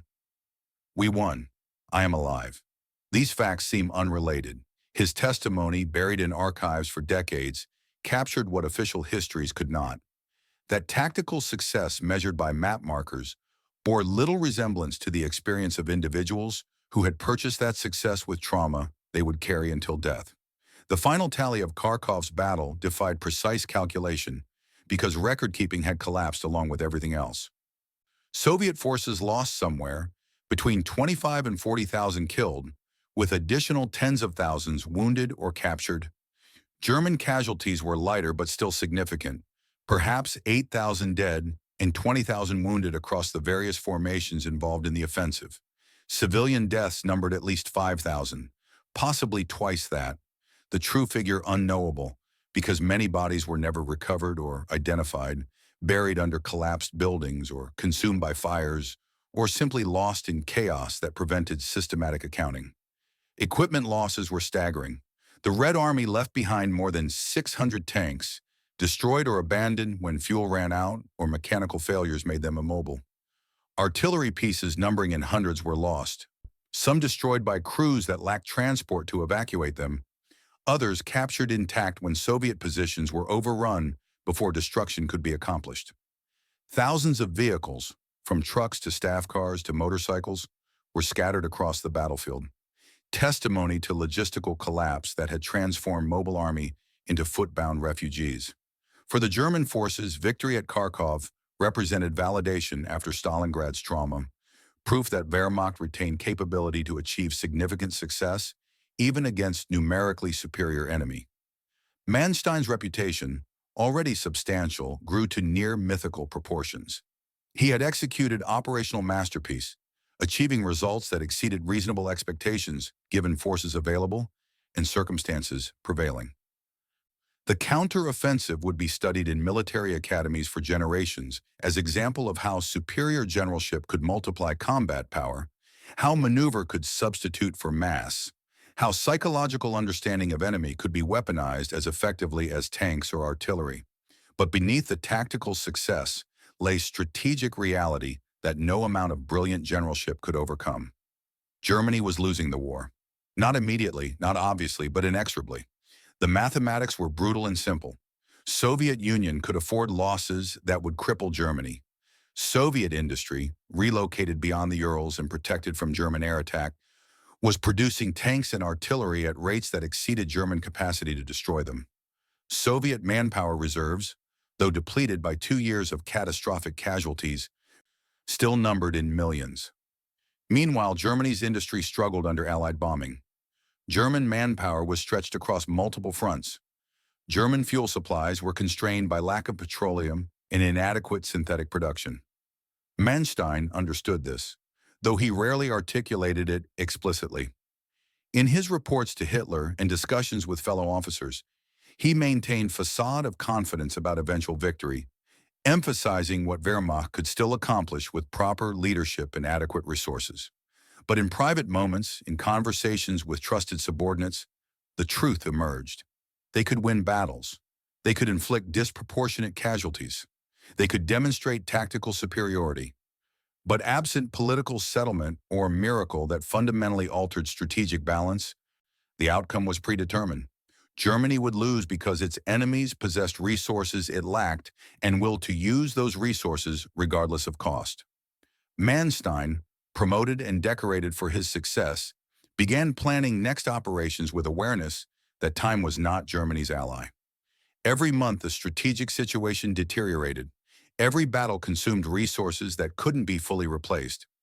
The war in the East was becoming attritional despite all efforts to maintain mobility and maneuver. Germany was being ground down by enemy who could absorb losses and continue fighting, who treated casualties as acceptable cost of eventual victory, who possessed will to endure that exceeded German capacity to inflict damage. The other German commanders who had executed his plan faced varied fates that reflected the arbitrary nature of survival in total war.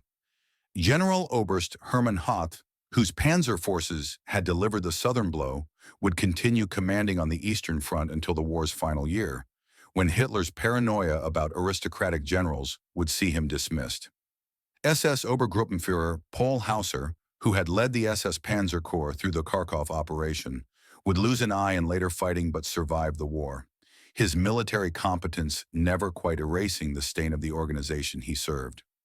Generals who had protested aspects of the plan, who had urged more caution or different timing, found their careers stagnating regardless of the operation's success. Hitler rewarded obedience more than tactical acumen, and Manstein's independence made others nervous about following his example. The victory had been collective, but in Nazi Germany's toxic command culture, success was claimed by individuals while failure was distributed among scapegoats. creating an environment where battlefield competence mattered less than political positioning. The Soviet High Command drew different lessons from Kharkov, though the conclusions were equally bitter. The Red Army had become overconfident after Stalingrad, had advanced too rapidly without securing flanks or maintaining logistical support, had underestimated enemy capacity for counterattack. These were correctable mistakes, tactical and operational errors that better planning and more careful execution could prevent. But correcting them required acknowledging them, which meant critiquing decisions that had been approved at highest levels, which carried political risks in system where admitting error could be career-ending or worse. Stalin, informed of the disaster by subordinates who emphasized factors beyond Soviet control while minimizing command failures, responded with his characteristic mixture of rage and calculation. Someone had to be blamed. Golikov, already relieved of command, became primary scapegoat, his errors magnified while systemic failures were minimized. Other officers faced inquiry or demotion, their careers damaged by association with defeat. The message was clear. Failure would not be tolerated, accountability would be enforced. Victory was not just military objective, but political requirement. For Golikov, the aftermath of the disaster meant relief from command. The fate of Soviet generals who failed regardless of circumstances. He was recalled to Moscow to face inquiry into how three armies had been shattered, how offensive had transformed into rout, how victory had become defeat. Unlike many of his peers who faced such tribunals, Golikov would survive, his political connections and previous successes purchasing clemency where others found only accusations of treason and sentences carried out in basement cells. He would serve in diminished roles for the war's remainder, his career effectively ended, but his life preserved, living testament to the narrow margin between scapegoat and survivor in Stalin's unforgiving system. The fact that he had been following orders, advancing as directed, pursuing objectives set by higher authority, mattered less than the outcome.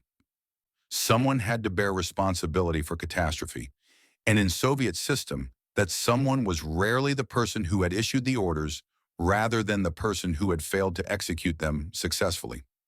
The reforms that followed Kharkov reshaped how Red Army conducted operations, introducing greater caution in offensive planning, more emphasis on logistics and flank security, better coordination between armor and infantry and artillery.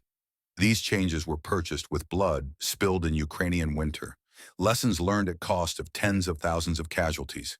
The Soviet military machine, never gentle in how it trained its soldiers, became even more ruthless in weeding out commanders who showed insufficient aggression or excessive caution, who failed to achieve objectives or advanced too rapidly without support. The system demanded success while punishing failure, creating impossible calculus that destroyed careers and lives with equal efficiency. For the soldiers who survived Kharkov, German and Soviet alike, the battle became touchstone memory that would shape how they viewed the rest of the war. German veterans spoke of it as moment when tide turned, when Wehrmacht proved it could still win despite Stalingrad's disaster. Soviet survivors remembered it as harsh lesson in humility, as demonstration that confidence unsupported by preparation led to catastrophe. Both groups carried psychological scars alongside physical wounds, memories of combat so intense that decades later they would wake from dreams of frozen streets and burning buildings and the screams of wounded men. The spring Rasputitsa arrived in late March, transforming Ukraine into impassable mud sea that made large-scale military operations impossible. Both armies used the enforced pause to reorganize, absorb replacements, repair equipment. The front line stabilized roughly where it had been before the Soviet winter offensive began, all the advances and retreats and battles netting out to status quo antebellum. Tens of thousands had died to move lines on maps back to approximately where they started. This was not unusual in modern warfare, where operational movement could be dramatic while strategic situation remained essentially unchanged. But the pause was temporary. Both sides knew that summer would bring renewed operations, that the war was far from over, that Kharkov represented chapter rather than conclusion. German planners were already developing Operation Citadel, the massive armored offensive at Kursk that would represent Wehrmacht's last major attack in the east. Soviet commanders prepared defenses in depth, learning from Kharkov that defense could be more effective than offense when properly prepared. The next act of the Eastern Front's drama would be larger, bloodier, more mechanized than anything seen before. Kharkov would seem almost modest by comparison. The summer of 1943 would bring Kursk, where German armor would break itself against Soviet defenses and never fully recover offensive capability. The strategic initiative would pass permanently to Soviet hands. Wehrmacht would fight defensively for the rest of the war, retreating slowly but steadily westward, bleeding at every step but unable to prevent ultimate defeat. All of this lay ahead, unknowable to soldiers fighting in present but predetermined by mathematics of resource and will. For the civilians of Ukraine, caught between ideologies that both claimed to represent their interests while treating them as expendable resources, the future offered no comfort. German occupation was brutal. Soviet rule was repressive. The war had made their homeland into battleground, where armies clashed without regard for the people who actually lived there, whose villages were burned and crops confiscated, and men conscripted, and women violated, and children orphaned by conflict that served national interests, far removed from daily concerns of ordinary people trying to survive. Maria Kovalenko, resuming her teaching duties in school building that had been converted into makeshift hospital and then abandoned when medical supplies ran out, found her students were different people than they had been months earlier. They had seen things children should never witness. They had lost family members to violence or starvation or disease. They had learned that adults could not protect them, that authority could not guarantee safety, that innocence was luxury that war did not permit.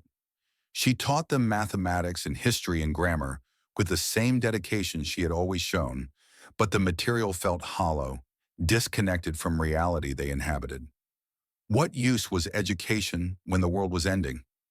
Yet she taught anyway, because the alternative was surrender to despair, because maintaining routines was itself a form of resistance, because if the children lost everything else, they should at least keep possibility of future different from present. The German occupation authorities, establishing administration in Kharkov after the military secured the city, faced challenges that no amount of military success could resolve. The city's infrastructure was devastated. The population was hostile. Partisan activity in surrounding countryside threatened supply lines. The economic exploitation that Nazi ideology demanded couldn't be accomplished when factories were destroyed and workers were dead or fled. What they had captured was corpse of city, its industrial value gone, its strategic importance compromised by the damage inflicted during its capture. They held ruins and called it victory. The Wehrmacht divisions that had fought for Kharkov were withdrawn for rest and refit, replaced by security units tasked with maintaining order and suppressing resistance.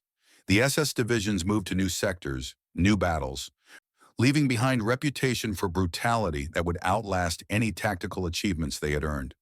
The soldiers who had fought in urban combat carried memories that would never completely fade, nightmares that would wake them decades later, psychological wounds that no military medical system was equipped to treat or even acknowledge.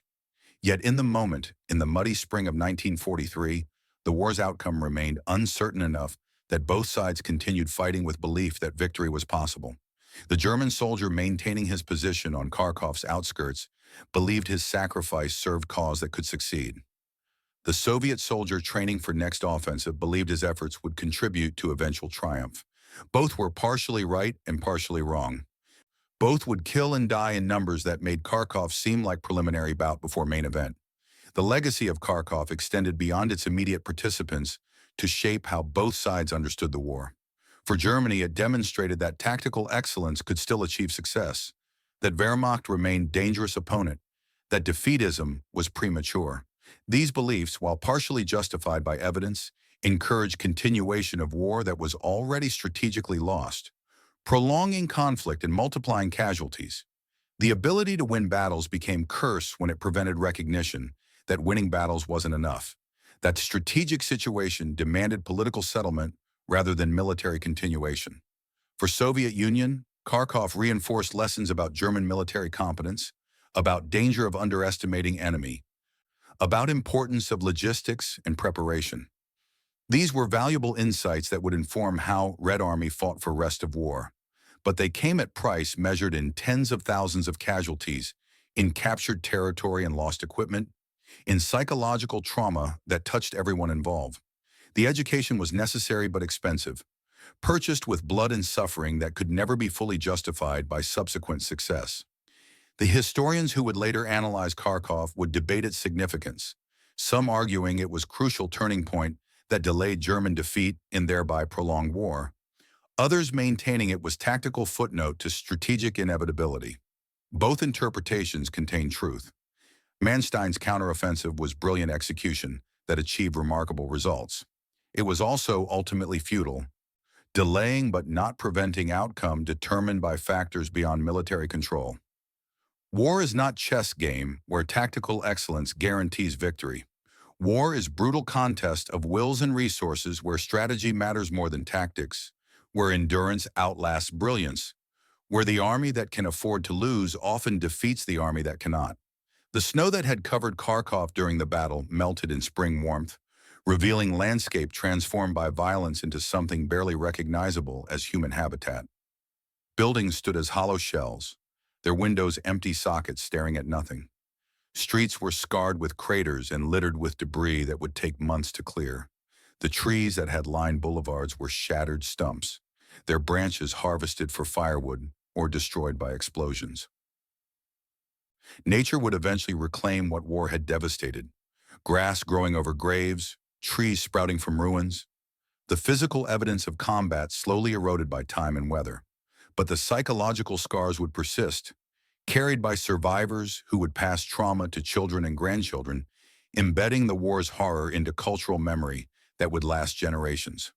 For the soldiers who fought at Kharkov and survived to see war's end, the battle would occupy complicated space in their memories. German veterans would remember it with pride as example of their military's competence, but that pride would be forever tainted by knowledge of what their army served, what ideologies it implemented, what crimes it committed. Soviet veterans would remember it as painful lesson learned at high cost, but also as step on path to eventual victory, evidence that Red Army could absorb terrible defeats and continue fighting. Neither side's memories were simple or comfortable because war rarely produces memories that are. The civilians who survived carried different burden. They had no ideology to justify their suffering, no national narrative to give meaning to their losses. They had simply endured, survived through luck and caution, and compromises that afterwards seemed shameful. They had watched neighbors killed and done nothing because doing something meant joining them. They had cooperated with whichever army controlled their street because resistance meant death. They had made choices that seemed necessary in moment, but would haunt them in peace. Their stories would be least told, least honored, least understood by populations that preferred narratives of resistance and heroism to uncomfortable truths about survival's moral complexity. The Eastern Front would continue for 2 more years after Kharkov, grinding through millions of additional casualties, devastating cities from Smolensk to Berlin, creating human catastrophe on scale that exceeded comprehension. Kharkov was one battle among hundreds, one city among thousands that suffered under war's weight. But for those who fought there, and those who survived there, and those who died there, it was the entire war condensed into weeks of horror that defined their existence. Their war was not the grand strategic movements that filled history books, but the immediate terror of combat and hunger and cold and loss. Their war was personal and intimate and utterly consuming, leaving scars that maps and casualty statistics could never capture. The lesson of Kharkov, if such horror can be said to teach lessons, was that tactical brilliance cannot overcome strategic reality, that competence in battle cannot substitute for wisdom in policy, that armies that fight superbly for causes that are evil still serve evil regardless of their military prowess. Victory in the wrong war is simply defeat wearing different colors. Manstein was brilliant general serving monstrous regime. His counteroffensive was masterwork of operational art that achieved nothing except prolonging war and multiplying suffering. In war, there are no clean victories, no triumphs without cost, no successes that justify the means used to achieve them. There is only the grinding machinery of violence consuming human lives and calling it necessity.